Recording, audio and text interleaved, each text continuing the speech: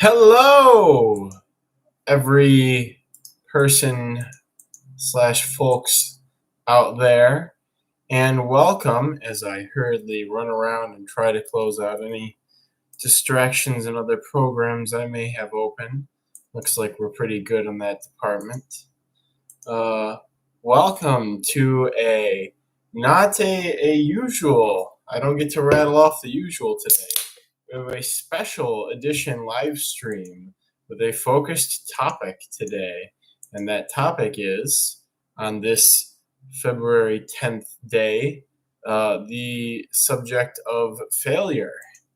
A wonderful, pleasant topic to discuss on a dreary winter day, soon to be spring, hopefully. So, with that being said, let's just to bring everyone sort of up to speed on things, as I have been inclined to do in the last couple of weeks. What's been going on around here? Had a pretty big shipping week last week and this week, and I keep saying that now. It just seems to be like it's going to be the norm. But the big problem was last week was even though we got the boxes out before the big snowstorm hit, that everything still was delayed. Some of the boxes didn't arrive until yesterday. So that was fun. Fortunately, and I absolutely hate having to pack stuff for winter because of the immense amount of supplies and time and meticulousness. Hello, TJ. That goes into getting boxes ready for winter orders because all the I don't buy the pre-made inserts for boxes. I save a little bit of money and get stuff locally, and then usually have Will go through and make the boxes. Or if Will's not there for it, then it's me or whoever else is doing that. And then of course all the heat packs, and then properly ventilating because there's a lot more chance for problems with boxes when things get too cold than when they get too hot, in my experience. Yeah, big F in the chat for Will. Actually, I'm going to put that in here in case he ever comes back and watches. A big F in the chat for Will having to make all the insulated boxes. But I can at least report that pretty much everything made it to their destinations without any problems. So that's good. Hey Jay, good to see you. So that's a good thing about being extra prepared for stuff is I don't have those issues that a lot of other people do with DOAs at this time of year. And surprisingly, I worry about winter shipping almost constantly, and after doing it for so many years, I'm able to sort of calm myself down, just like you worry every year, and every year everything's fine, so don't worry about it.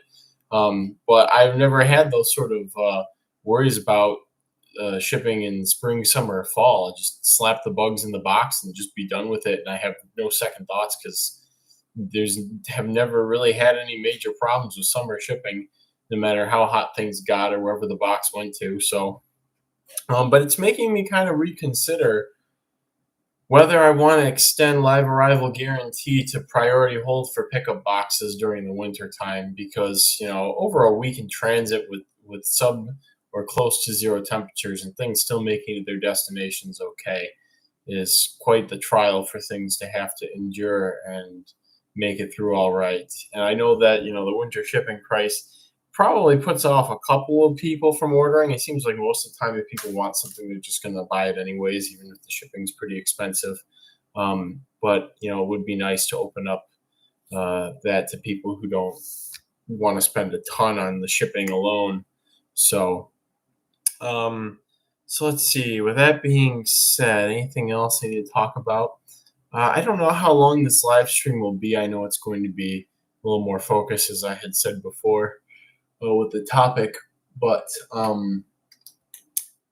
because I probably said this before, I'm constantly putting away new bugs and stuff.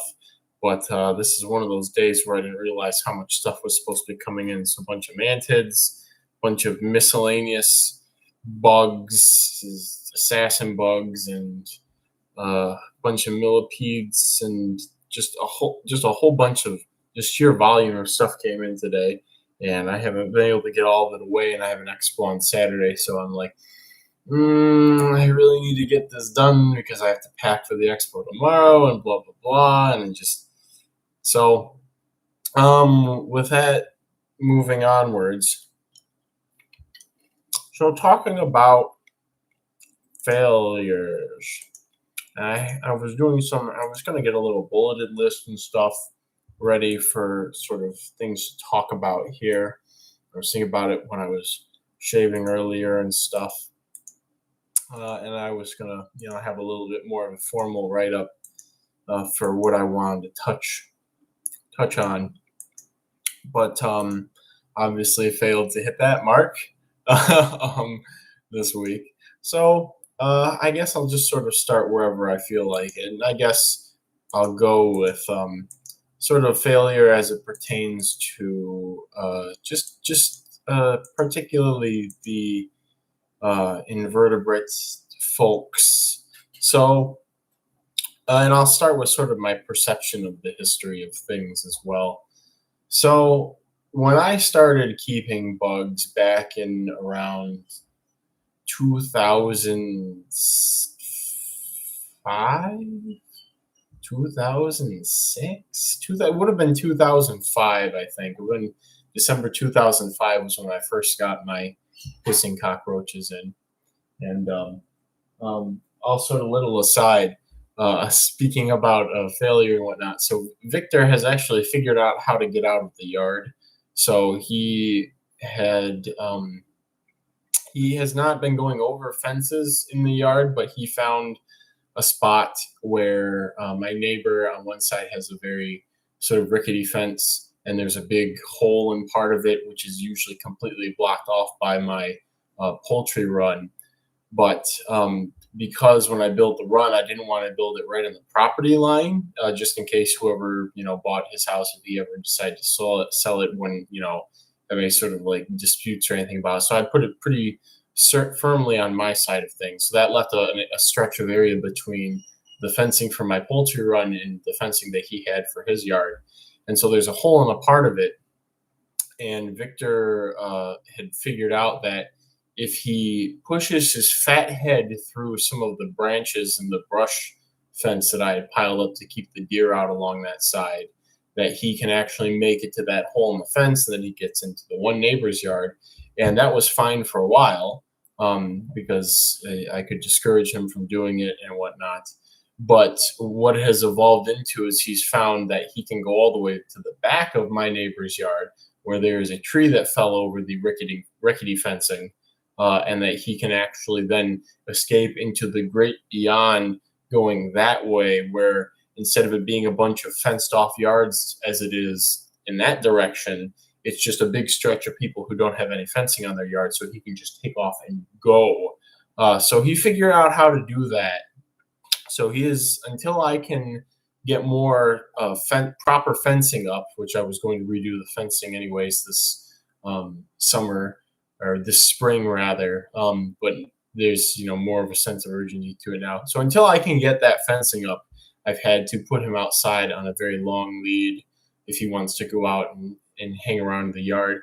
And I cannot let him out as willy-nilly as I was doing before, because he will take off. And it also seems like there may be, what may have contributed to this is there might be a girl dog in heat somewhere on the block, which would explain why his brain just completely switches off when he got on the scent of whatever it was that he was chasing after. So, so he may be a little bit more whiny and needy for now. But of course, until I can actually get the fencing up, and then he can go out and enjoy the splendors of the yard on his own terms and in his own time. But until then, he is as I've been saying, he's in horny jail. So, anyways, moving on to the sort of topic at hand again. When I started keeping bugs around 2005, and this is great because I get to go on a little bit of a trip down memory lane here. It wasn't quite the wild, wild west of bug keeping. Those days seemed to have wrapped up before I started keeping stuff, actually, and then began again somewhere around 2016, 2017. I would say we have entered another era, but from about 2005 to about 2015, there's about a decade of, there weren't as many things for sale per se. There was sort of people were a lot more hush hush with a lot of things across the board. Um, so you didn't have things in 2010, for example, like underground reptiles selling a bunch of stick bugs and other things like that. That definitely was not around at that time. And I actually have my own stories about visiting USDA APHIS with stick bugs, and maybe I'll bring that up in a little bit. And it's a very interesting story, and I love telling it. I feel I will not preordain the message I would like it to give to people, but I will put it out there, and hopefully people will ascertain my perspective gained from the experience based on the story itself. So, anyways, so back in 2005, it seemed like roach keeping was sort of, and bug keeping was sort of coming out of a big heyday time. Um, and around then there was still a good there were a lot of there was a good diversity of roaches compared to other things, and but it wasn't like the magical things that I had heard of before that, where there was like the famous Roachman Willis guy. And if you go and look at it, that list is somewhere on the internet still, of Roachman Willis and whatever the stuff that he had. I believe he's the person who helped to co-author or try-author the original All Pet Roach book with Oren McMonigal. And so, there was a lot of things that were very interesting on there at the time. There's a lot of things that, if you look at it, you just wonder, like, wow, people had this in the U.S., or this was around, and it was people just had the option to get that. Basically, was the thing that was interesting to me. At some point right before I got into things, and then to sort of see that even though it was very recently an option, nobody seemed to have anything off the list available. Really, I think there was a species of Epilampra on there, and there were a bunch of things that weren't even identified and just had common names. And there are no pictures either for things, and a bunch of random pricing on stuff. And so it was just interesting coming into it and seeing that somebody had all of these different species, and then it seemed like right after that seller disappeared, then nobody had really kept a fair number of things going. There are things like dubia and whatnot that people got propagating, and then obviously the story goes from there. But just sort of coming off of that and seeing a couple of places like Blabberous.com and Double D's and whatnot. I think Double D's was active until like 2015, 2016.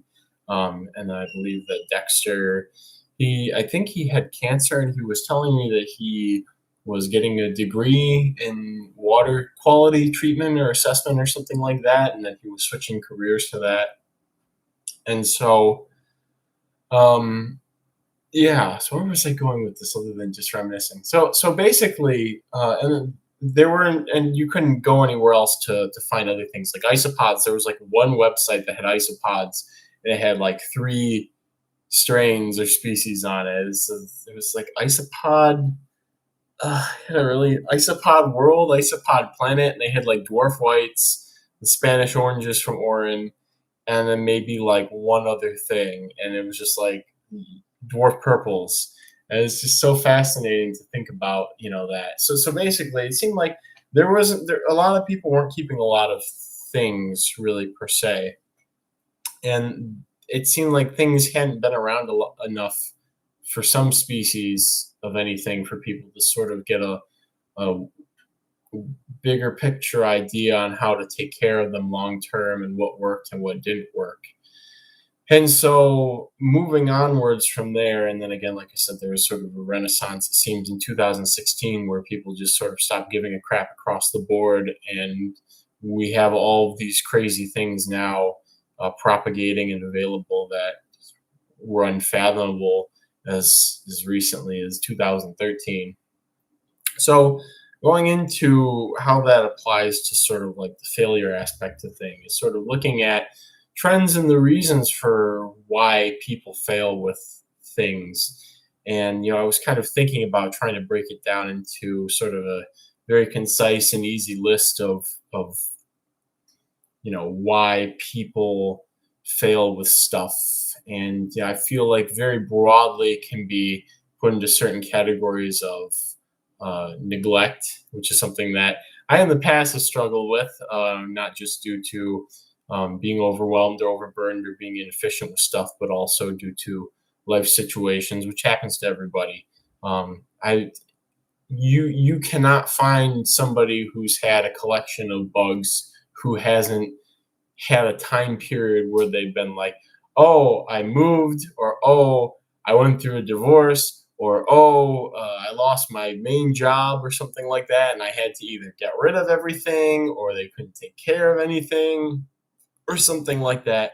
So it's a very consistent thing, and it's just a part of life, and it's something to that you really sort of need a perspective and wisdom on figuring out how to deal with things when those can't be your priority in life for whatever reason.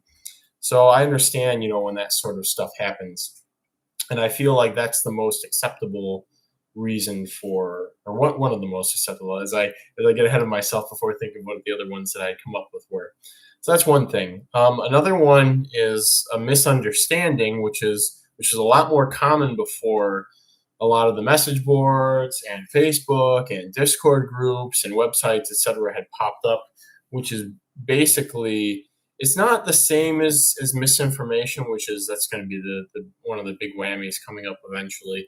But it's more of people sort of extrapolating, not fully understanding things that they're observing or things that they were told. So falling into that category would be rhino roach husbandry, where as early as when I got into things, there were a lot of sites that were still saying that you had to feed them eucalyptus. You just absolutely had to. You couldn't use anything else, etc. And it was Orrin at the time who was very much so spearheading the you can feed them any dead, rotten leaves, etc., and use oak or use this or use that. And you don't have to use eucalyptus. And if you use eucalyptus and it's not properly decomposed or aged or whatever, you'll kill the roaches. And so that's one of the things is not having the full perspective, is going out into nature, and probably whoever initially collected them in Australia would have seen that they live in eucalyptus scrub and that they were hauling eucalyptus leaves, which is probably one of the most abundant herbaceous things in those habitats, that had fallen to the ground, and then just sort of thinking like, oh, they eat eucalyptus leaves, without sort of having the husbandry perspective to be like, maybe they just eat leaves. And they eat eucalyptus leaves because it's all that's available in the habitat that they are adapted to. So things like that. What's another one that kind of plagued everything for a while in terms of misunderstanding and sort of going from there? And the other thing with this misunderstanding stuff is that you can sort of have trickle down results, or not necessarily, not trickle down, that's probably not the best phrase. You will have gradual indication that what you're doing is not proper. So you'll receive them, and you'll receive a species, and you'll sort of keep it within the parameters that you suspect or that has been propagated in the culture or in discourse with whoever you're purchasing them from. And you may be offering them everything that you were told that they need, and then you'll have a couple dying here, a couple dying there, no offspring being produced, etc., until finally you just lose the whole colony that you have. And then it's very discouraging, because then you sort of think, I did everything right. These must be just very difficult. These must just be very hard. And so that's something to think about with culturing different things, is sort of the misunderstanding husbandry requirements. Lubber grasshoppers is another really good example. So and I probably mentioned Kim Wisman before. He's a wonderful guy who lived for 30 years in Arizona. He now lives in Michigan. A great resource for particularly for herpetological stuff, because he has just a ton of experience with herpetological things, with breeding things, California mountain king snakes and indigo snakes and coach whips, all these things that people have consistent failure with. Kim has had success with. Actually, I think I don't think he had success with indigos, but with coach whips, he's gotten the pink phases to breed, and he's gotten some babies to get to breeding size and produce some. So he's a wonderful treasure trove of information for things. Kim is where my Asclepian rat snakes came from, as well as I gesture at the containers there. So, but he also works with invertebrates and stuff, primarily with dead stock, but there are live things that he had sort of pioneered with. And oh, this is great. Actually, this goes directly into something. So Kim, I think it was in the 80s, 70s, or 80s, was when there were a lot of places that were trying to display Scolopendra heroes, the Arizona ones.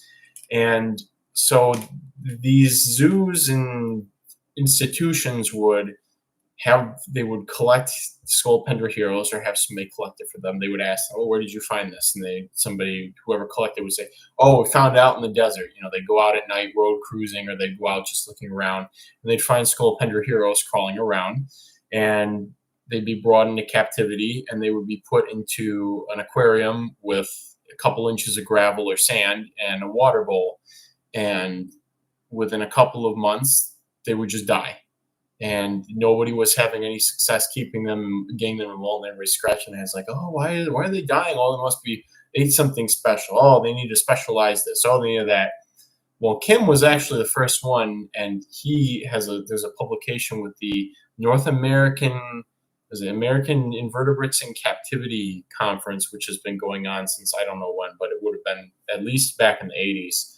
And Kim basically sort of thought that, why are they doing that? Why are you putting it in an enclosure with dry sand or dry whatever? Just because you found them like that in the wild doesn't mean that that's what they need. So Kim began keeping them in humid setups, in Tupperwares and whatnot, on moist substrates, which nowadays you think, oh yeah, that makes sense, because they're going out and they're hunting, or they're going out looking for mates, they're going out and dispersing in the desert at night, but they're not, their daytime refugia, where they probably spend 70% of their time, is humid retreats and rodent burrows, or underneath cactus pads, or underneath fallen yucca fronds, in these very humid microhabitats. So even though they can go out into the dry areas for periods of time, that's not where they prefer to be. They're doing that out of necessity, or they're doing it out of whatever is driving them to do that. And so Kim figured that out, and all of a sudden, all these places started keeping their Scolopendra heroes alive. And so that's one of those things. And adding on to that, another observation with Kim was horse lubbers. Was listening to people trying to keep horse lubbers, and Kim was telling me about a couple times when he was out with other entomologists, and they were sitting around the campfire or whatever, sizable group of people, and they were talking about, like, "Oh, anybody here ever bred horse lubbers? Anybody ever kept those? Oh no, you can't bring those in captivity. They die of parasites. They have they're hypercarnivores. All these sort of ideas, and all why these people failed with stuff." And Kim was always sort of like, is there a grain of truth to any of this? What's going on here? And then, of course, having seen me raise some captive bred in the one case, horse lubbers, and then regular Eastern lubbers, and they just like heat. People, they bring them into captivity and they put them into a plastic container at room temperature. And the truth to sort of the prior thoughts on parasites or something like that is, during the daytime they're baking. They're up on foliage, they're on the ground near the roadsides or things like that. They are getting baked during the daytime, and during the nighttime is when the temperatures drop. But they're the immune systems and their metabolic processes probably require that daytime heat to fight off pathogens, to make sure that that eggs mature within their body, to be able to digest the plants that they eat, especially when they eat a lot of plants that can be toxic. They probably need that heat energy to be able to break those things down and just basically to function. So if you keep them colder or you keep them cooler and they don't have that opportunity, they're going to die.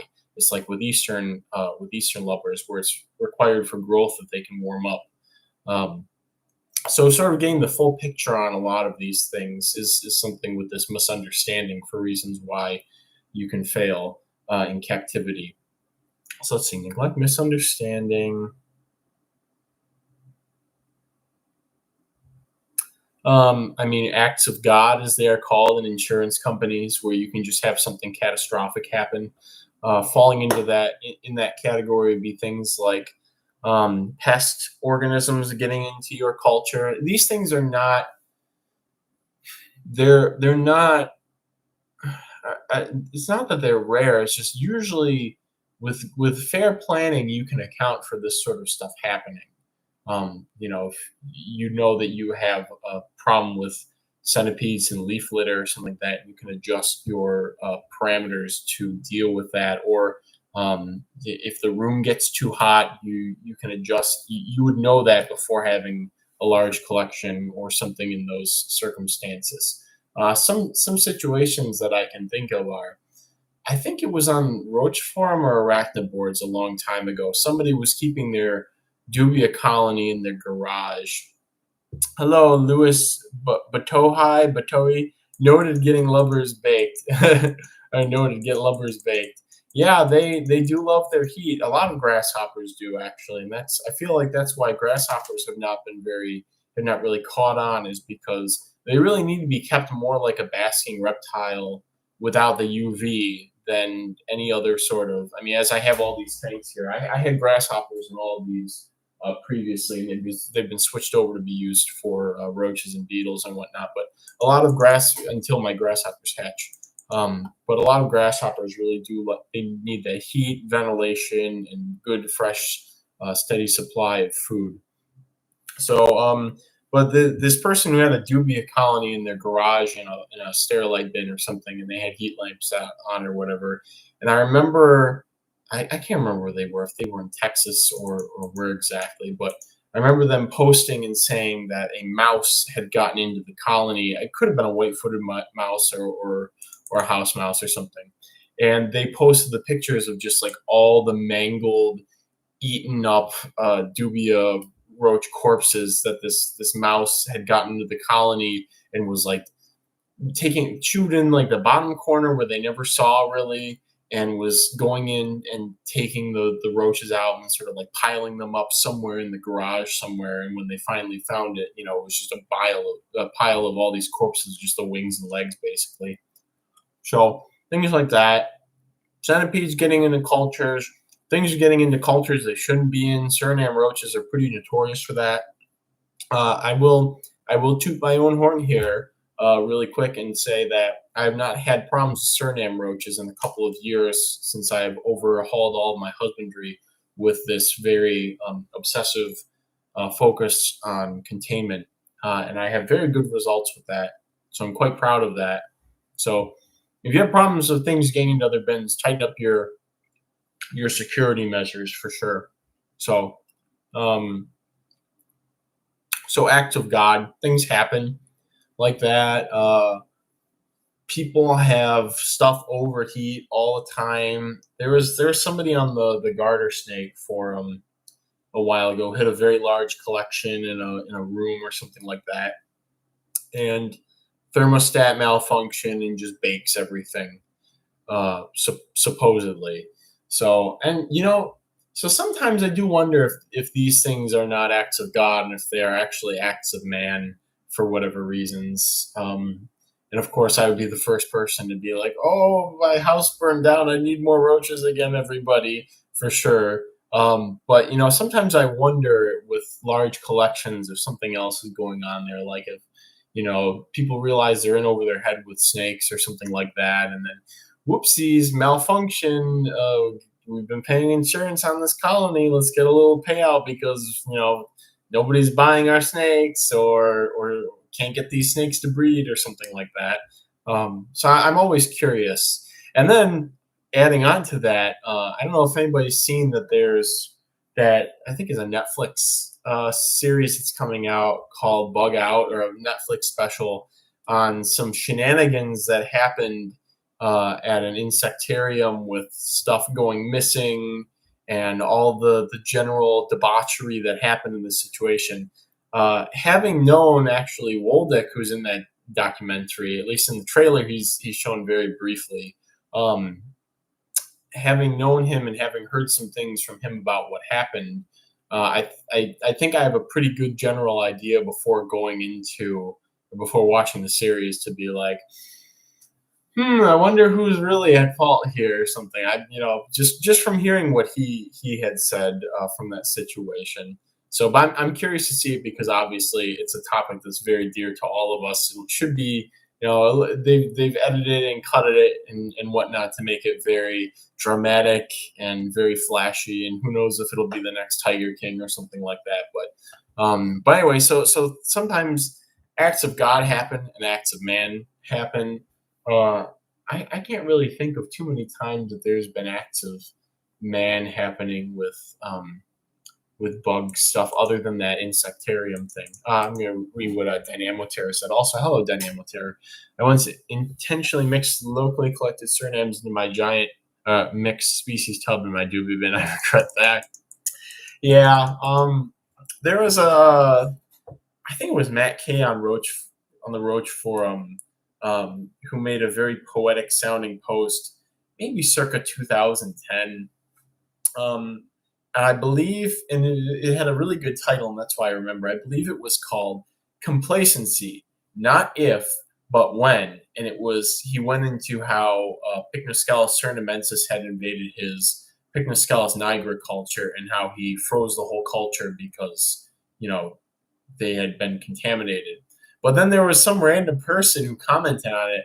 Wait a minute, they're both parthenogenetic. Couldn't you just pick them out by their colors? And I don't think Matt ever responded to that. But also at that point, I think the Nigra that he had were actually those darker Surinamensis that were being traded as Nigra for some period of time. So even more concerning, have you seen the proposed amendment to the Lacey Act? Yes, I have been notified by a couple people about that going on.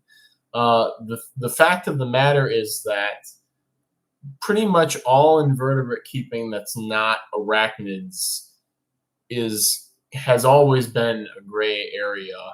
And so a lot of people who are into invertebrates are probably very concerned about that on paper, but exactly how it would trickle down and affect people who are already in a gray area as it is, I don't think too many people are as concerned about that.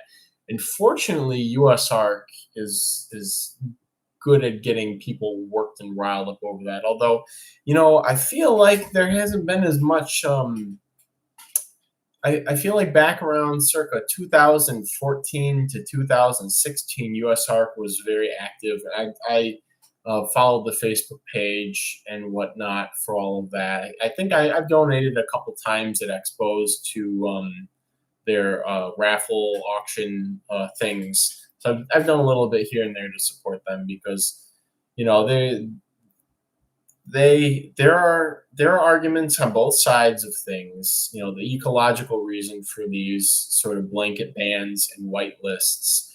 There are some good arguments for those on paper, but then you have some other things being factored in, like the rule of tens, which is basically you have 100 species, 10 of them, 1,000 species are brought in of anything, different species of some a plant, of an insect, whatever.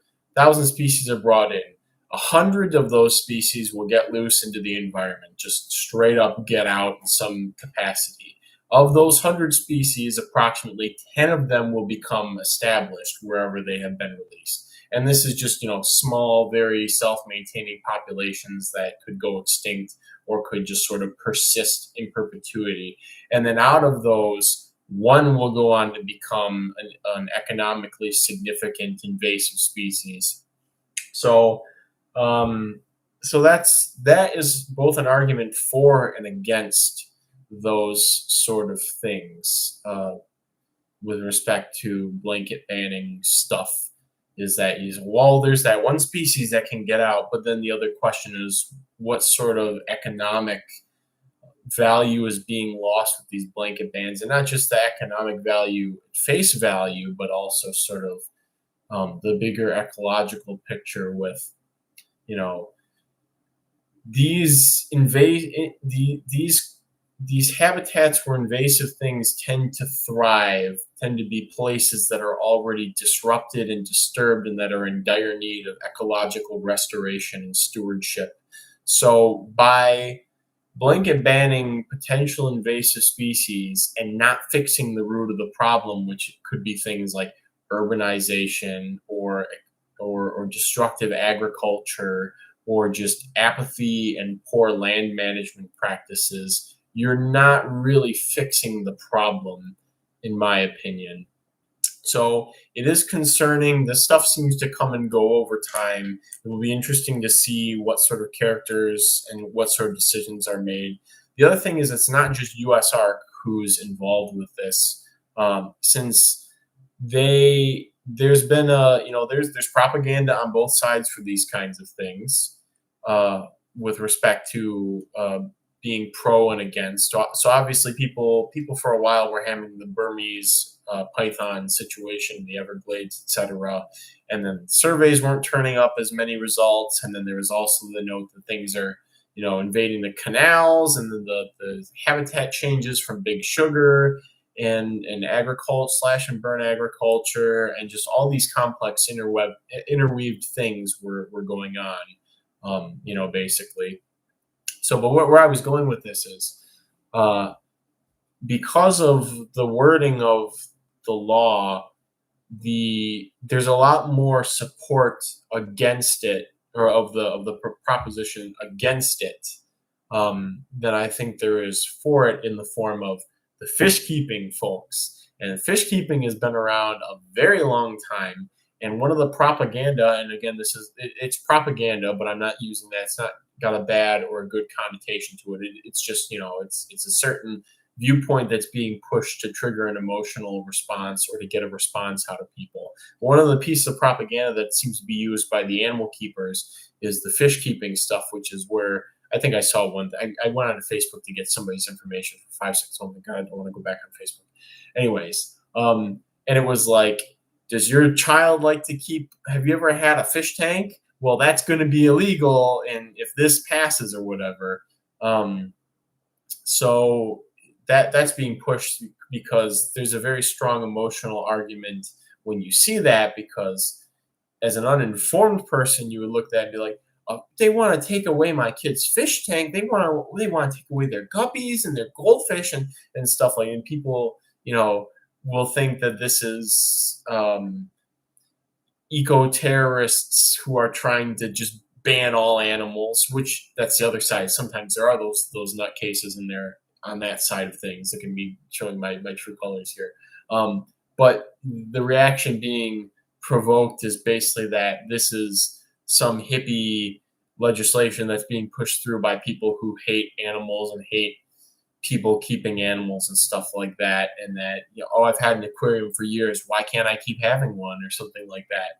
So it's the same propaganda. And then on the flip side of things, you have the people pushing the invasives of like the Burmese python, where the USGS or whatever it was institution was showing the projected range of the Burmese python from their models, pushing all the way up into like New York. And you saw all those news articles like pythons could be in New York as early as 2060. And then there was that hard study that they did in one of the Carolinas, where they had 16 Burmese pythons or something like that, and they kept them outside in giant pens with water and with a heated retreat access. Here's the key thing, is they could actually regulate their temperature and get out of a frost or whatever. And I believe that all of the individuals in that study that were provided with food, water, shelter, and space, etc., conditions they would not get living feral in one of the Carolinas, actually just died over the winter. They all died. And I'd have to double check and see if they all died or if it said one of them survived and then it died later or something like that. But here was a very definitive, hardcore thing illustrating that, just because your models say that this could happen does not mean that that it even will, that there's even a chance that it will. You're looking at, you're comparing the numbers that you're sort of simulating, saying like, oh, they could survive at this temperature. Yeah, but what do they actually do? And one of the big points that was brought up, I think, after that was published, was that the Burmese pythons, being a mostly tropical snake, do not possess any sort of behavioral adaptations for avoiding cold. They do not go into, they don't try to brumate or anything like that. They don't try to seek out warm microclimates. They just die. They have nothing that tells them to sort of move out of, or to even sort of wander or begin looking for places that are suitable to survive cold spells. They just don't have that adaptation. So places that are going to get below freezing cannot support those snakes, except, you play the numbers game for another tens of thousands of millions of years, and maybe they would adapt something that would allow them to overcome that. But I doubt that they would remain a 15-foot snake, etc. And by then, they've slipped in and become ecologically integrated into whatever habitats that they've popped up in, if they have that specialized adaptation after never possessing it as a species. So anyways, so that's my feeling on that. Where was next topic I was going on was with the acts of God, with all of this. The next one, and this is, I feel like I've sort of downplayed some of the ones that I said prior to things. I'll touch on that actually. I'll touch on one more thing with that, is people in general do not like to admit to failures. When you publish something, people want results. They want to see that that the work that you're doing was correct, and they do not like, what is it called? They do not like when propositions are rejected, despite that being perhaps the most important component of the scientific method, is being able to reject your hypothesis, because you can never 1,000,000,000% prove anything, but you can disprove things, and by systematically disproving things, you're able to deduce and get closer and closer to having a better understanding of what is actually true. So people don't like admitting that they're wrong in general. And over time, because of my nature, I tend to avoid not necessarily bringing up when I'm wrong per se, but I have tended to avoid just having any sort of speaking too soon. There we go.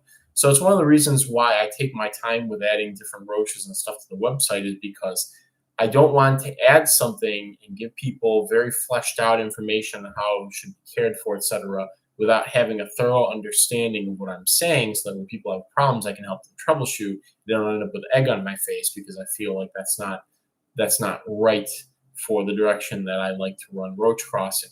So, some things some species I haven't listed on the site that I could have, because I have them, are things like Lanceolata rudis, which my colony is doing so, and I'm being very pessimistic about them pulling through and becoming established as a culture.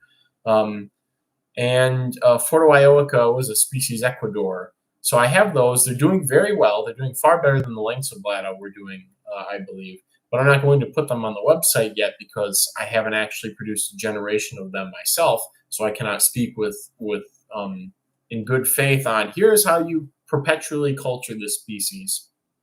So this is something that I feel is a bigger problem in Europe than it is. It's a bigger problem from an intellectual perspective in European cultures, I've noticed, and not cultures as in like, this is not a broad statement about different countries. This is European invertebrate culture that I'm talking about.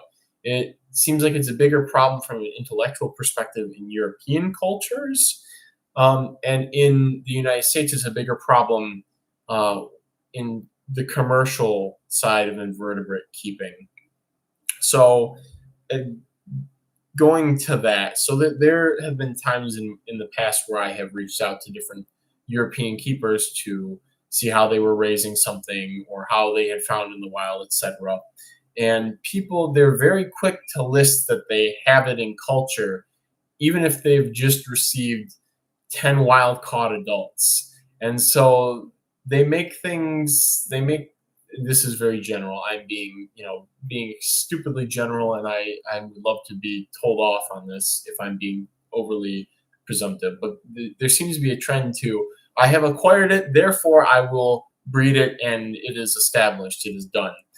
Whereas I've seen maybe 50 species of roach alone that have popped up in various European collections. I don't keep as close tabs on it now as I used to, but that just complete failure with them. They are never mentioned again. Rhiparobia, is it Gigas or Gigantea? Morphna maculata, Rhabdobletta yayamina, different Paraspherus, different Pseudoglomerus, Ectobius species, Aptera fusca, I think some small polyzosterine roaches, Paraplaneta species, etc. So there's an inclination. I have the perception that there is an inclination to jump the gun on success, at least overseas, from my experience. So I try not to do that with roach crossing, but full stop. On the U.S. side of things, this has become a huge problem and will continue to be a problem until the culture shifts, particularly with isopods. Right now, the Marulinella situation with tricolorata, tricolor, and bicolor, where I have been aching to acquire Marulinella species, and I cannot buy captive bred individuals. Nobody seems to have them. I've talked to a couple of people, and it's almost always the same, where they have had some sort of irreparable crash of certain species. So, and I may very well eat my words on this, and I'll continue to watch it play out over the next couple of months. But what I can say definitively is, going back to 2018, what happened. I'm going to get the Latin name for this before I mess it up. But a very definitive. This happened very definitively, and I can say, because Alan has been keeping me sort of up to tabs on this. Rhopalomerus species. So back 2018-ish, these were everywhere for sale online, and they were even, there's so much so that they were even for sale when I went to Tinley that year. And having worked with glomerus, having bred glomerus and having bred onomerus before, and after having immense success, having catastrophic failure with both of those, when I looked at those, I thought, and also having 30 years experience of people failing with the large green ones from Madagascar. They constantly talk and hear from people who remember the imports of the Madagascar, the giant green pill millipedes, and how everybody failed with them. So seeing those, I thought, these are wild caught. These are not being captive bred, and it's very unlikely that these will be reliably captive bred. And so I sort of spread that sort of pessimism into the immediate vicinity of me when I was talking to people about those. And yet, on Facebook and other places, you would constantly see affirmation from people about, oh, very easy to breed. Oh, I have so many babies. And then you would get a picture of somebody who has photographed a newborn on a piece of cucumber or something like that. And they're very quick to say, oh, see, it bred. We can breed them. See, look, very easy to breed. But fast forward to 2022, and where are all the captive bred Rhopalomeris? There is no way that they could take 4 years to reach adulthood. It only takes 4 to 6 years for an African giant millipede. And the only reason I avoid using the Latin is because again I constantly mix up if it's Archispirostreptus or Archistreptospirus. I'm pretty sure it's Spirostreptus, right? Because the Spirostreptus species is the what are they calling them, Thai beauties or whatever, the green and orange ones. Anyways, it doesn't take that long for much larger millipedes to mature. So, and having talked with Alan about this, I think Alan, if you're here still, you had said that some people in Europe are having success, but this is not an easy species to breed, and you cannot find a captive bred breeder in the United States, despite the sheer numbers of these that were brought in and the incessant advertising that they were easy species. Oh, so very easy. So that's another thing, is the short-term gains over the long-term having something established in culture, basically. And this is sort of, I guess that this would fall into misrepresentation or misinformation upon receiving something. Is they're imported very cheaply or brought in very hastily by somebody who knows that they're going to be a very hot ticket item, and then sort of preach to the masses as very easy, and everybody falls in love with them because, oh, it's a pill millipede, oh, it's an isopod, oh, it's a this, oh, it's a that. And then nobody has them in a couple of years, and people don't really give it a second guess. Then the follow-up problem to that is then when somebody does figure out the husbandry, it makes it very easy and accessible to people. Then you have people that don't want to believe them because some vendor at a reptile expo sold them this saying it was the easiest thing ever. And then you have another person who's saying, oh yeah, they're very simple if you do this, this, and this specifically, but you have to do this. And then they're like, no, I don't think I'm going to believe that. I think I'm being lied to again. So, so those are basically the main points that I wanted to bring up. Moving into some other things, my personal opinion nowadays on having success with things. And I will eat my words on a couple of this stuff, like how I said I don't like to add things to the website until I have a very thorough understanding of them. Some stuff like Latiblatella, where I feel that neglect was the primary cause of me losing a colony, but I can acquire more.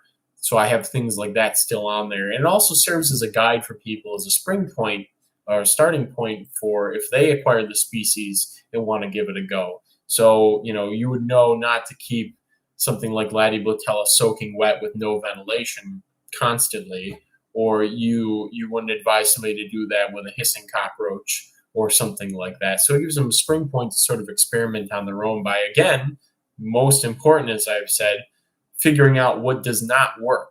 Figuring out what does not work is one of the most important things that you can do with invertebrate keeping. So again, sort of the idea of rejecting your assumptions or rejecting your hypotheses on something is probably the most useful thing. And the idea of also sort of abandoning the most crude way to say this, the idea of slapping the meat together, of figuring something out and thinking if you can force a certain technique or methodology enough that you will get favorable results. I'm trying to think if I've ever done this with something. The meat slapping method.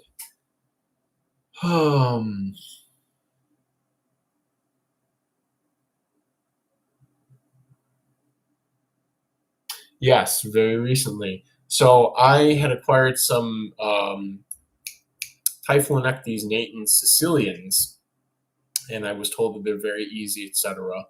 And so I was like, okay, I will set them up like this and keep them in this particular setup for weeks, and I will slowly sell a couple of them, and everything will be fine. They're very easy, so this is all I need to do, etc., etc.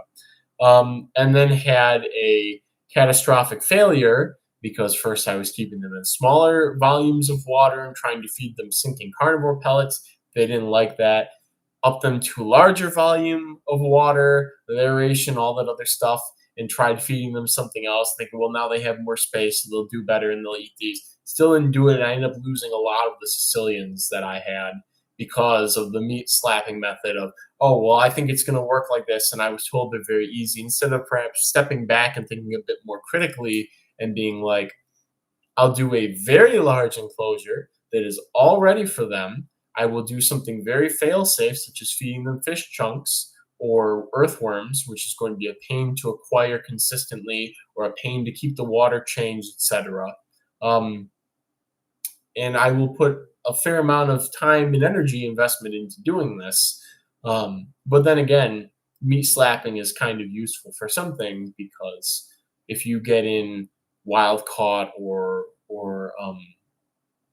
a large quantity of something that you don't necessarily know is going to do well, or you have individuals that are gravid or about to lay eggs, if you can just get them to reproduce, a lot of the time those captive born individuals will have just a leg up on the wild caught one with less parasites if you remove the eggs or something like that, or less, they're not as hard set in their ways. They may be open to eating different food items, etc.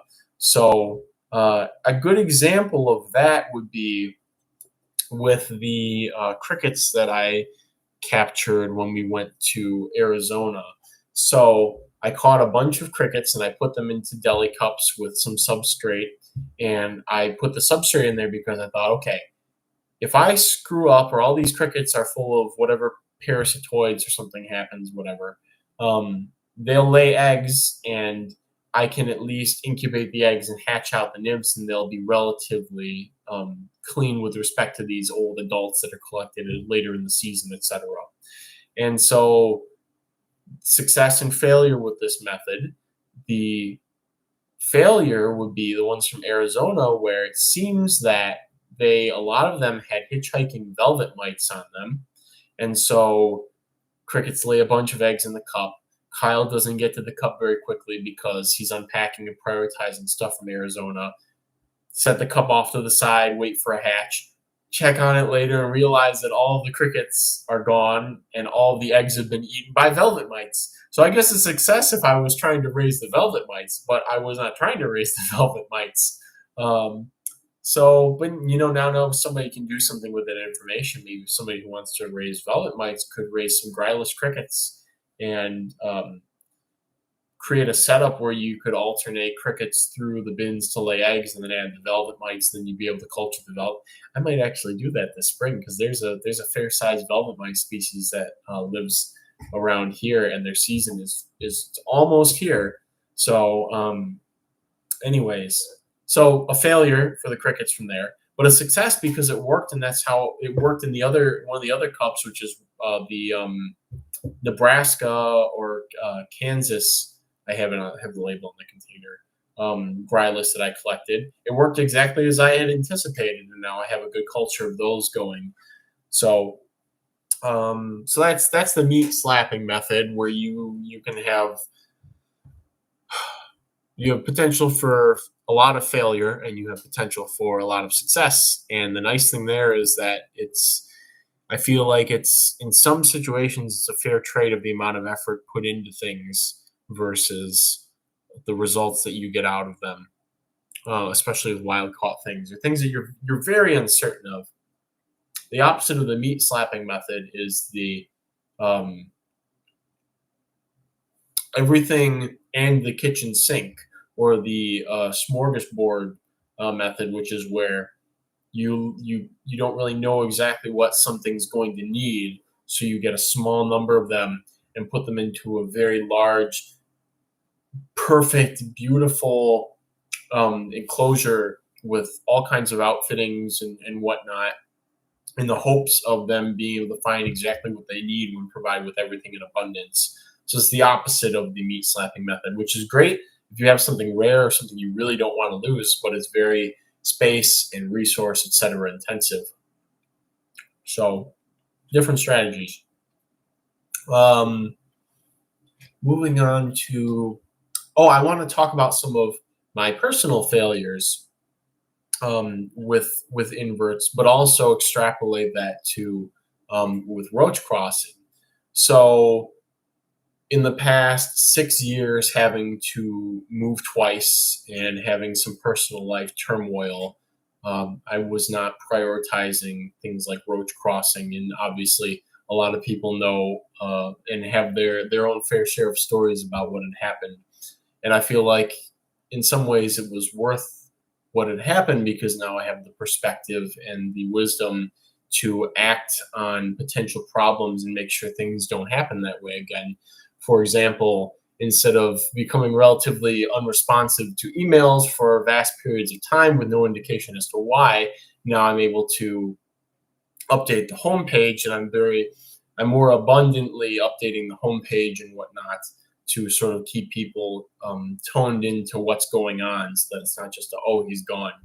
Um, and another thing tying into that is sometimes it was just stress and the strain from feeling like I had to keep up with everything in a very prim and proper manner. Some of it was just laziness at times, just like, I have these other things I need. I know they can wait or whatever. But this another reason why I started doing things like a live stream is this sort of gets me here and giving people a good update on how things are going day by day and updating the homepage as well. Because now that things are going more swimmingly, also realizing that sometimes people can be a little bit overbearing. And as a side note, sometimes people who are very overbearing, I found, are not the best character or are straight up scammers with some things. There was somebody, the Odd Pet in New Jersey 2 years ago that I did a trade with. And this guy off the bat seems a little pushy with things, but not so much of a, like, I'm really excited and sort of like ship, you got shipped today. You got shipped like right now that we figured out things. And I was like, okay, that's fine.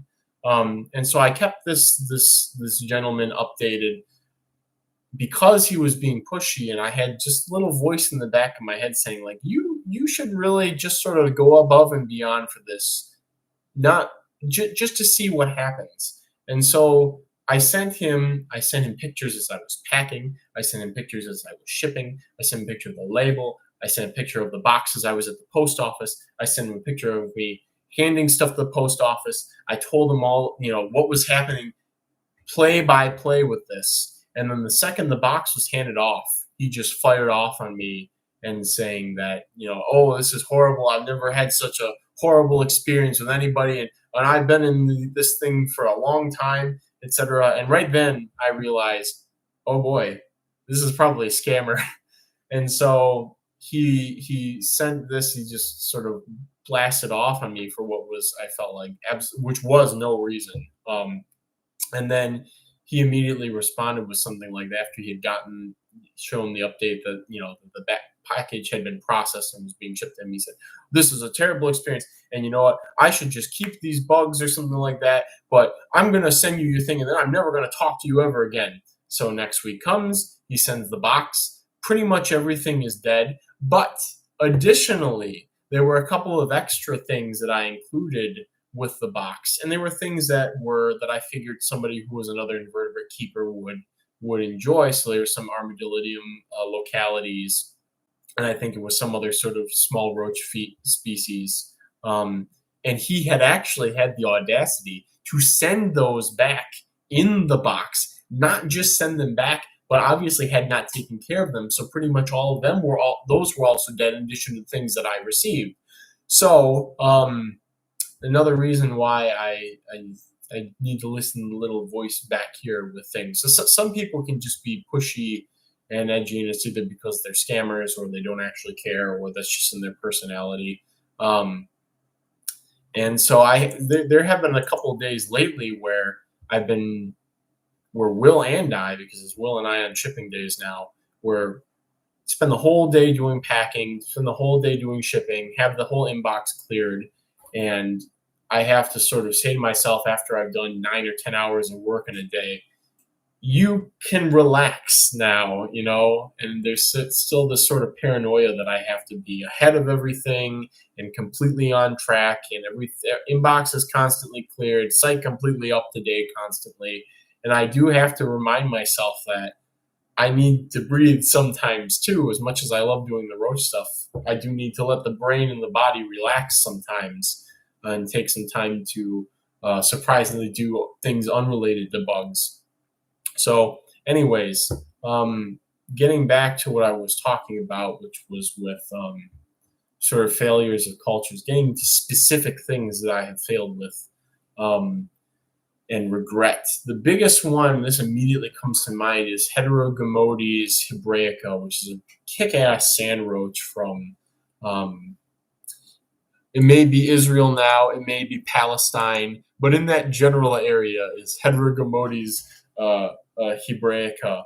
Really awesome sand roach, beautiful colors, just perfectly adapted to burrowing through sand that I received maybe around 2015. And I had set them up, and I was at a time where I will shift the blame over to, well, I was living with my parents, I didn't have the space, I didn't have the blah, blah, blah, this, that. And nowadays I would have put given it laid out the red carpet to keep them, sort of like I'm doing with Aaron Vega Florensis over there, because they were just that cool and I liked them that much, and the chances of getting them again were extremely low. So, but I kept them in a small enclosure. They didn't have a good humidity gradient. They didn't have a good temperature gradient, etc. Overall, they were too moist, and of course, a very xeric organism like that lives in actual dry sand in places is not going to appreciate the 70+% humidity in Michigan unless conditions are completely dry. So I unfortunately killed that colony, and it haunts me to this day to have lost those, because they were just so, so, so cool. And if I had them now, obviously, I feel I would do very well with them. So those Paranophyta rufipes, a similar situation in that things were too humid during the summertime and probably not warm enough to compensate for being so humid. And of course, now I have both Paranophyta lyrata and Paranophyta formosana, and both of those have been doing very well for me over the last 3 to 5 years that I've had, 2 to 5 years, I think, that I've had either of the cultures for. So I have received word that Paranophyta rufipes may rear its head again in the United States culture, and if it does, I will be more than ready to take advantage of that situation. What other things? Heterogomodes hebraica.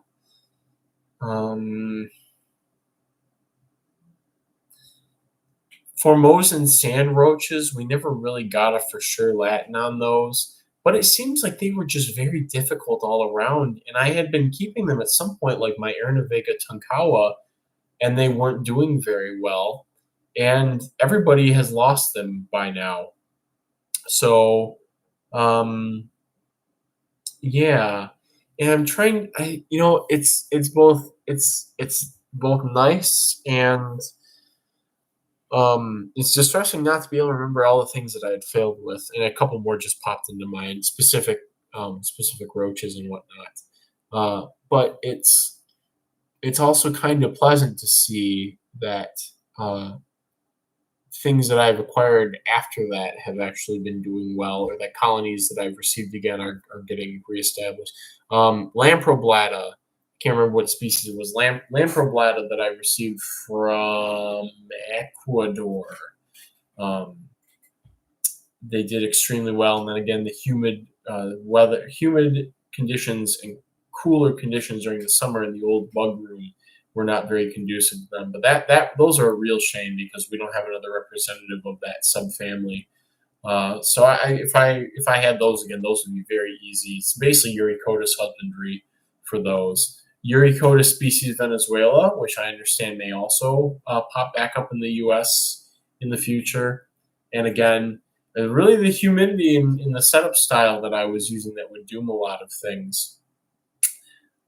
Really, not really quick. I'd like to next touch on, though, sometimes, I talk about act of God and all this other stuff. Sometimes when you receive stuff, it's just doomed. And by that, I mean, you receive it in poor condition or the wrong sex ratios, or the odds are just completely stacked against you. And you shouldn't really hold yourself directly accountable for things. When I received Rhabdobletta yamina a long time ago, the nymphs that I got in, they were all large nymphs, and they were just beat up. They were just in horrible shape, probably as a result of husbandry and not due to shipping stress or anything like that. And I did fight tooth and nail to keep those alive and put good effort into trying to culture that species. In the end, it just was not enough because they were in terrible shape when they arrived, and nothing could be done to salvage them. Off the top of my head, some a genus that succumbs to this sort of um, it's very hippie sounding negative energy snowball is Leuci hermetica, where if you're doing proper colony maintenance, and by that I'm not even meaning daily or weekly, even, and just as long as things are being fed and watered and tended to on a reasonable schedule without things going to complete mess in the form of exhausting all of their substrate or population densities just insanely high, etc. Leuci hermetica can be very difficult or impossible to pull out of a nosedive once it starts happening. So I had it happen with my last set of grossi, where out of a neglectful period, they just nosedived and they never recovered. And I feel like that happens a lot with people with subcincta. Doesn't seem to happen as often with varicosa, but with a lot of these is sometimes once a colony goes in that sort of death spiral, or if you receive them in that sort of death spiral, even if you correct the husbandry immediately, they can just be doomed. A lot of ectobiids are like that, like the Latiblatella, where you, you can produce them abundantly, and then conditions get too moist or something like that, or you get a bloom of mold and they can't access their food or something like that, and the colony would just crash through the freaking floor, and not much you can do about that. And part of that's a side effect of how we keep things in captivity. Some roaches are intrinsically immune to neglect in those sort of conditions. Things like older instar history nymphs and adults are very resilient to major stresses. And I think that ties, or at least the Grumphoderina group are like that in some cases. And I think that ties back to their wild biology, where species from the spine forest, where there's uh, resources are very abundant for several months out of the year and conditions are very favorable. And then you have a dry or a cold season that is very similar to the weather in somewhere like northern Florida or southern Alabama at times. They're already adapted to sort of these population decreasing events, or to these environmental situations, and so those can recover from those conditions much better than something like an ectobia that relies on producing tons of offspring, and then just in some cases hoping that a pair of them survives on opposite ends of the tree after a winter, and then they mate up, and then you have a couple hundred born during the summer, and most of them get eaten or parasitized or can't find a mate, and then the cycle just repeats itself over and over and over again. And so keeping some of those things at high density in captivity isn't necessarily a gamble, because a lot of roaches are very sociable with each other compared to a lot of other insects. Their cannibalism is not the first thing on their mind when conditions go south, as it is in things like crickets, or spiders, which are naturally predatory, but things like that. Uh, and even more so than roaches in that respect, things like millipedes, where I don't even think cannibalism's anywhere in their hardwiring for most species, at least for spirostreptids or whatever. So yeah, so just sort of learning what works, safeguards for failure.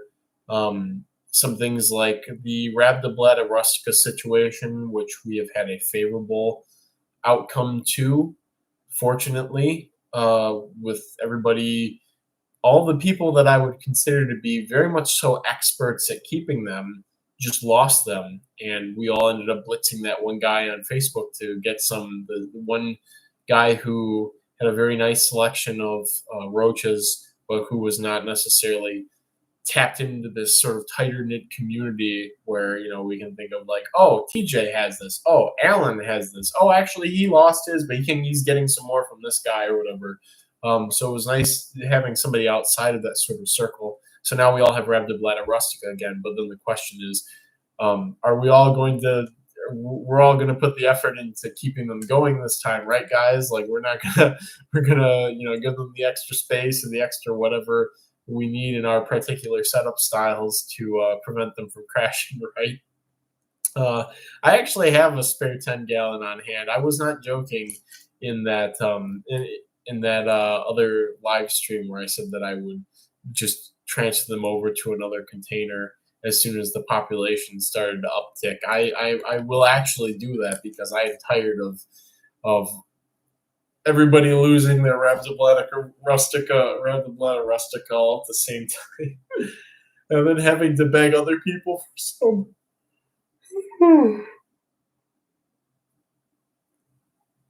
Let's see if there's any other particular things.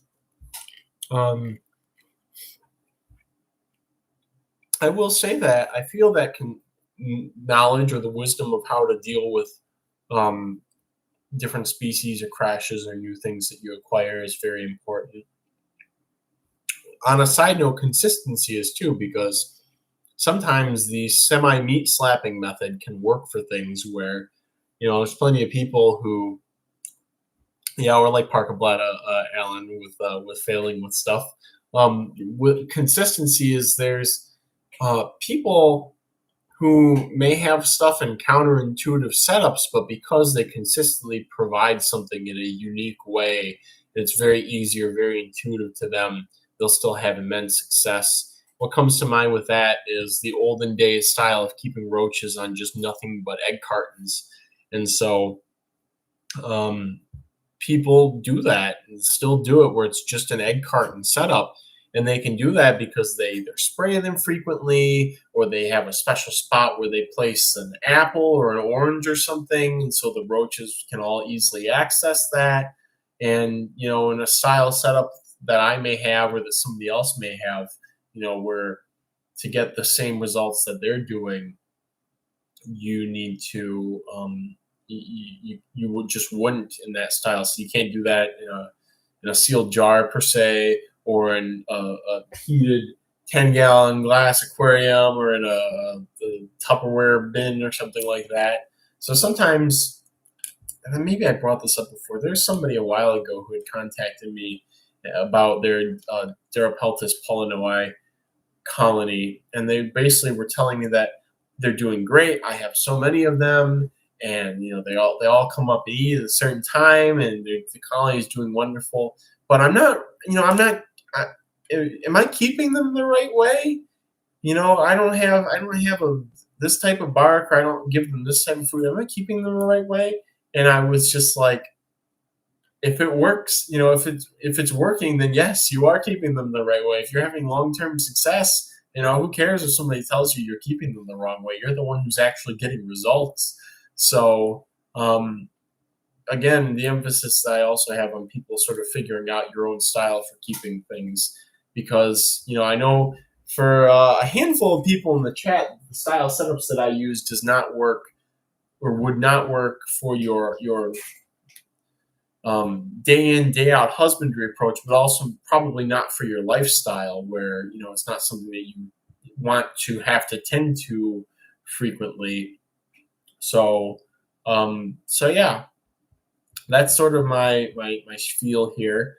Alan brings up Parkablata, or had brought it up, and it's trial and error with stuff because you could end up in a situation where you're down to a single pair of Parker Bladder zebra, and then the next thing you know, a couple months later, you've got a couple hundred of them. Yeah, because it'll drive them nuts. Um, but yeah, so there's a couple of things that, and I've been talking mostly about roaches, but especially with isopod stuff. Oh my gosh, the I see there's the push to sort of do with isopods as has been done with uh, things in tropical fish stores. And I do believe there's some value in looking at the model that has been established by fish keeping in terms of where invertebrate hobbies can go. And there are some parallels there in the sense that a lot of tropical fish, or a lot of fish, aquarium fish, are tropical. A lot of roaches that we keep are tropical. So in the majority of the United States, there's not a chance of them really getting out and causing any sort of problems. And even when roaches become established in places, because they have such specialized biology, they're such unique lifestyle, biological creatures, that they tend to slip into environments without causing major ecological harm or damage. It's just very intuitive to their biology to not sort of be these sort of movers and shakers in a lot of the habitats that they get into.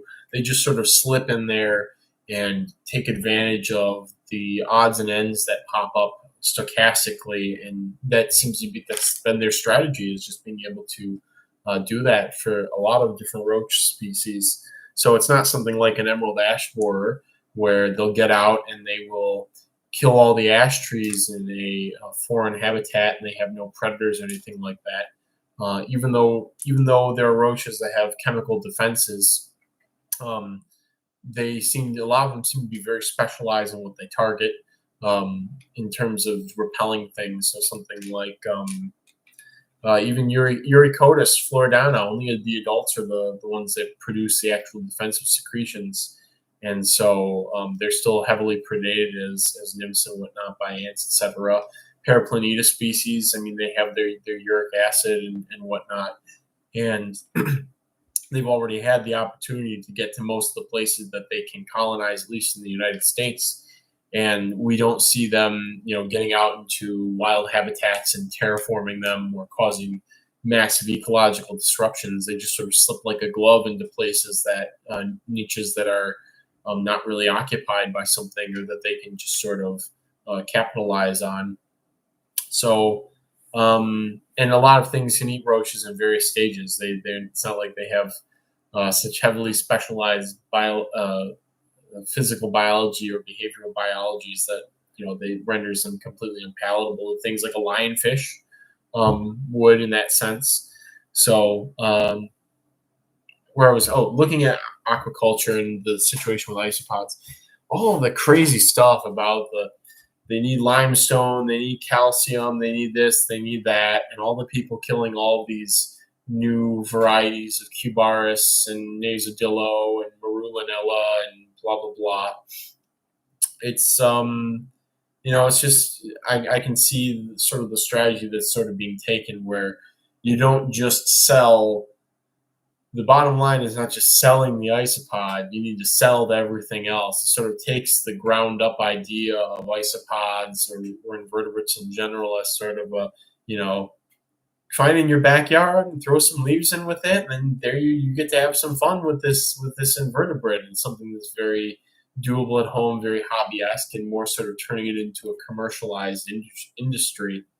And the reason why I say there is some value in that sort of route being taken for invertebrates is, you go to a fish store, and if you have some sort of weird project at home that you want to work on that involves specialized tubing or aerators or special food that you're offering to something, you can go to a fish store and you'll pay for what you want. You'll pay for that extra premium flake that's made of nothing but midge larvae mashed up with tube fix worms with a side of Daphnia or whatever. but you can get it. There's availability of these different products and materials. But the downside is, for people who are getting into things, or for people who have an incentive to sort of make that extra $1 million on top of everything, you end up selling people a lot of things that they don't need versus the basics that will get them better results. So I'm sorry, I just can't get over the whole limestone and the obsession with the cuddle bones and stuff for isopods. It's just when I go outside and I look at the compost heap that I have that's fed with guinea pig poop and rabbit poop and frozen sterilized substrate that I put in the deep freezer downstairs, etc. And then I go out there and I look in the summer and I see 13 species of isopods feeding on the poop and the baby isopods crawling over the place. It's just it's just like, oh my gosh, you know. So yeah, I think I've touched on a lot of topics that I like to say. I guess one of the morals of the story here with stuff is that people always want to talk up their successes and stuff like that, or show that they're successful. But with things like animal husbandry, specifically things like invertebrates, I feel like it's more valuable to talk about the failures of stuff, because that way you can have dialogues and figure out where things are going right or going wrong with things. Now, ultimately, it helps us to figure out better approaches for keeping things overall. On that note, I'm trying to think if there's a specific situation. Oh, the rhino roach is probably the biggest one, where it took somebody like Oren sort of being quite vocal about feeding them something that wasn't eucalyptus leaves to get results out of them. And Or and I have not seen eye to eye on a handful of things, but he has a crazy amount of experience, and he does have quite a few notches in his belt with raising weird and quirky things. And I have my own share of weird intuitions where I'm wrong or right about different things, like the way that I keep like my Pachnota and Gymnetis. I know a couple of beetle keepers who may be in the chat. Look at my some of my seedling setups, and you just like scoff, or my dynasties currently, and I just keep smiling as I'm having good results with raising the seedlings for sure. We'll see how the dynastines do over time. I'm pretty confident that previously, I as I directly address Alan, I'm pretty sure that the last time that I had tried Dynasties Tidius, what happened was the substrate was too shallow. They filled it up with too much frass, and they couldn't find a good place to pupate. So I'm thinking now that the substrate that I'm using for the batches of Dynasties I'm raising up currently, because it's mostly the compost from the yard, and it's been worked through by worms a good amount, and because the soil in my yard is subsoil is pure sand.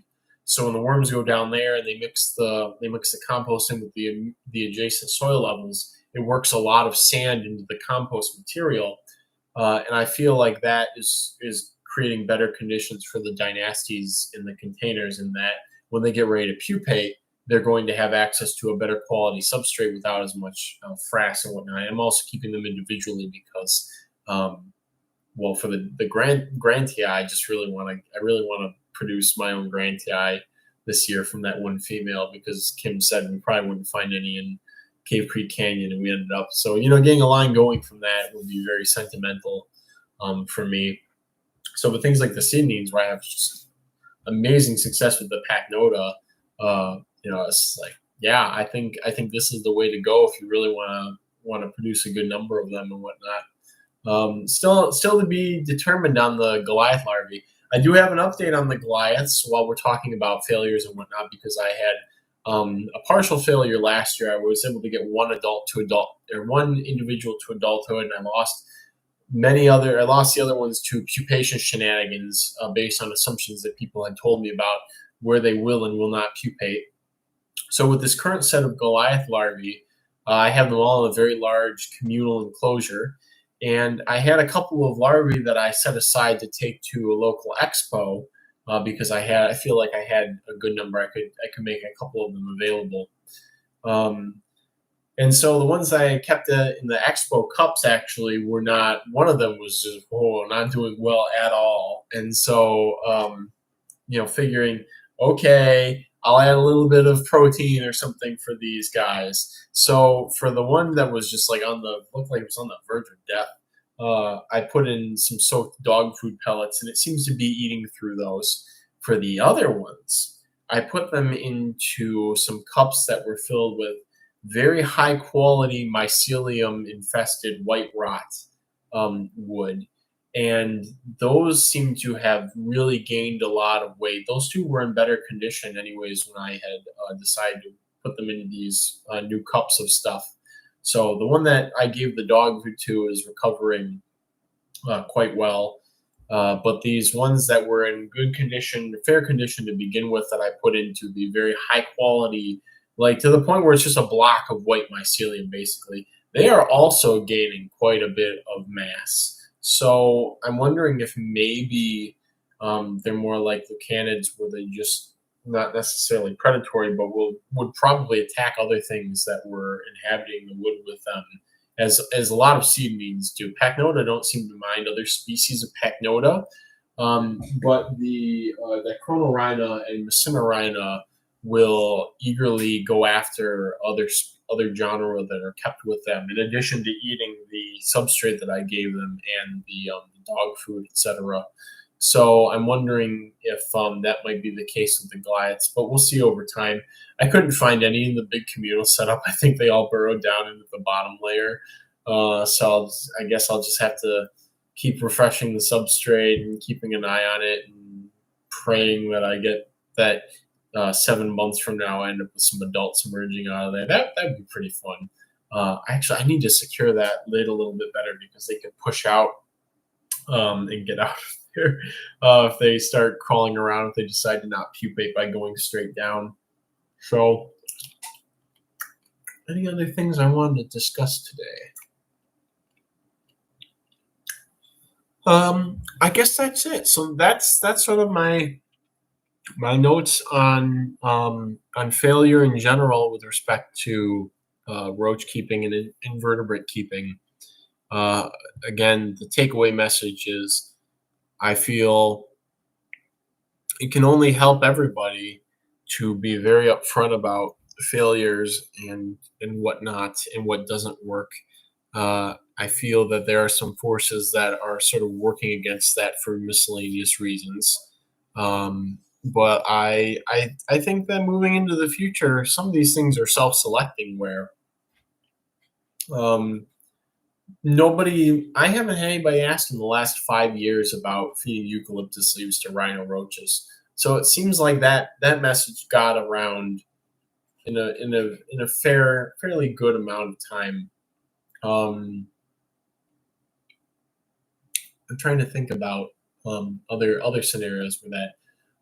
I'm not sure if some things like the isopod husbandry will really become part of the culture of the culture of culturing, because of the financial incentive to sell these very low input cost goods to people to give to their isopods, and so you can probably make a lot more profit selling just the cuttle bones and limestone pieces and diet substitutes and all that other weird stuff than you can actually sell in the actual isopods, I suppose, as far as the margin of things.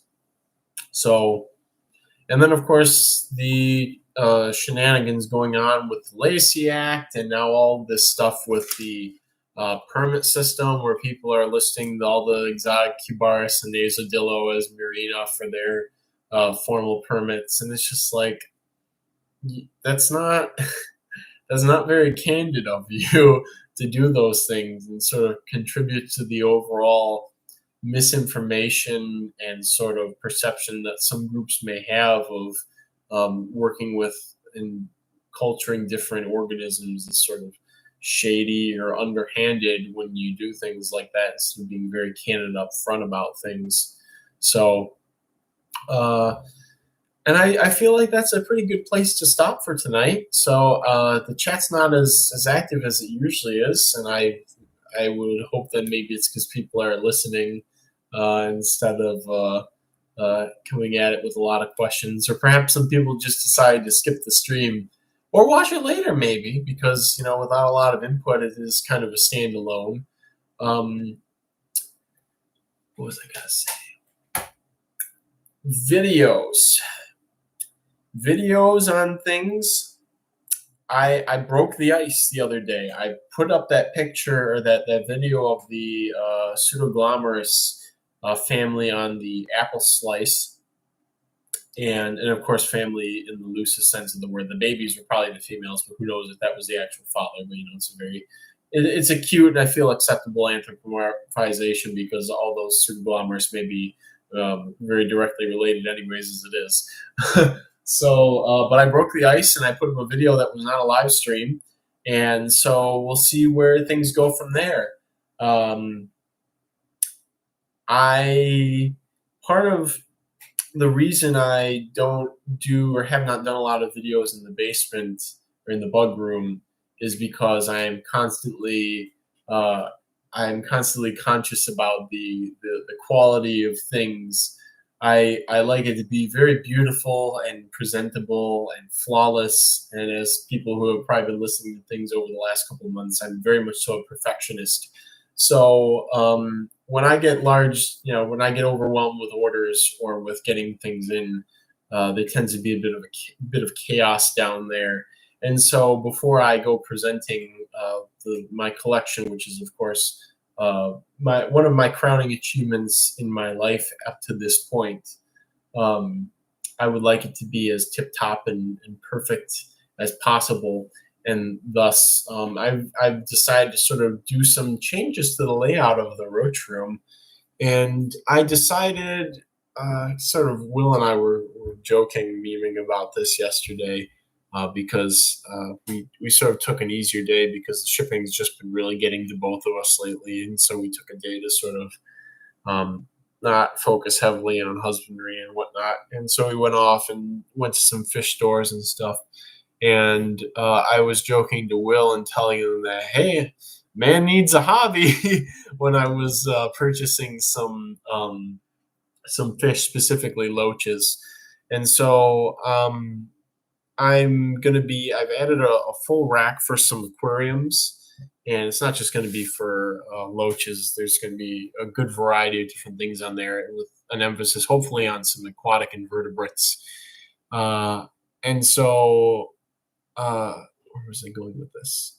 So I'd like that to be up and functional before I do a big formal, nice introduction video to the Roach Crossing collection. And I'll probably do it with some fanfare. I'll hype it up on the website for a couple of weeks, and maybe we'll bring a fancy camera or something, and we'll do very high quality, not webcam quality video, or iPhone held was it portrait style video of the bug room, where I will just sort of show off the general aesthetic, maybe show off a couple of things that I would like to show the colonies of, etc. Do a nice tour in that sense. And so I'd like the aquarium rack to be in a very good, presentable state for that. I'm really big on the aesthetic of things, which is another reason, in addition to the immense value that I've been getting out of keeping things in glass enclosures, in terms of ease of watering and ease of seeing in and checking on things and the ventilation, etc. It is a very nice aesthetic to have the nice, consistent containers laid out, etc.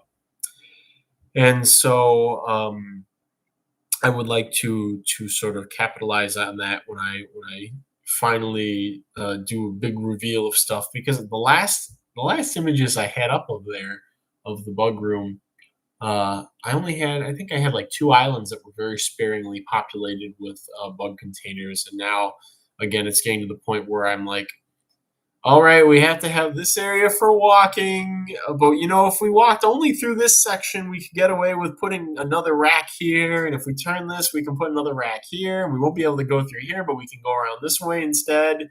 And so that's just how it's going to be as I attempt to squeeze every inch of value out of every inch of space that's down there until I eventually move, which will hopefully be next winter, next spring, into a larger facility. I have some quixotic dreams that it will be 30,000 square feet. I think that depending on the cost of getting the building put up, and it's going to have all the amenities. It's going to have water and gas and refrigeration. And I would really like to have sort of a walk-in foyer area where I can do my emails from, and have some nice artwork of roaches and whatnot up there. And that also opens me up to the possibility of qualifying for being a brick and mortar store, which means that I can get supplies a lot easier than I currently have been. So, but where I was going with that is I think it's probably going to have to be a smaller facility, only about 10,000 square feet, and then as needed, add on additional buildings or compounds to that as things go, because also heating a large building from the get-go is not very efficient.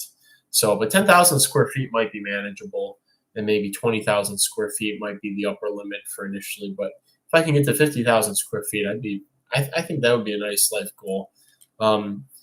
Yeah, because also I say that I would like to. I think I can consider my life a success if I am able to propagate 500 species or strains of cockroach before I die. I feel like that's a pretty reasonable goal.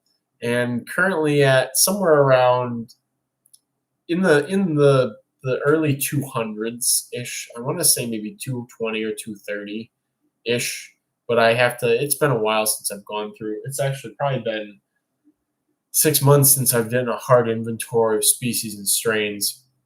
So I'll probably do that in the next month or two. I'll go through and look at every container, write down every strain, and then class it as established or not established, and then go from there. So, all right. So we're at an hour and 40 minutes. I feel like this has been a very good live stream. I hope that people who have listened this far have gained some perspective on my experience with failure and just invertebrate keeping in general. And I hope that it's information that you can use to your advantage when you're getting into things or with your current struggles and turmoils in life, I guess. So with that being said, I will see everyone next week at a normal live stream. I've been sort of putting off doing giveaways because of the weather and the uncertainty with the shipping of things, because as much as I love giving away stuff for free, it's not the best thing to give something away and then have to send it again if it became a DOA. So maybe those will start to return in early March when I can ship priority without any worries. So thank you for joining, everyone. Thank you for listening. I'll see everybody next week. And until then, may your cultures be ever bountiful.